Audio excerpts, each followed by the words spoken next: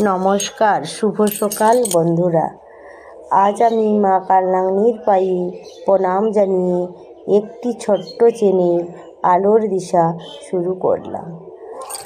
আমাদের গ্রামে জাতীয় সড়কের গায়ে অবস্থিত খুবই প্রাচীন এক মন্দির, যার নাম মা কালনাগিনীর মন্দির। তার নিজস্ব রূপ শিলারূপে পূজা পেয়ে আসছেন।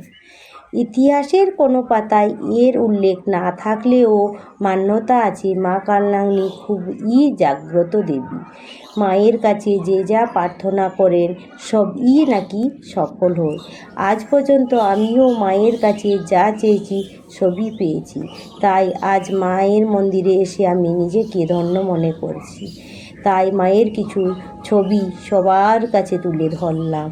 পারলে ভিডিওটি subscribe, like, comment, share, follow করবেন। ধন্যবাদ।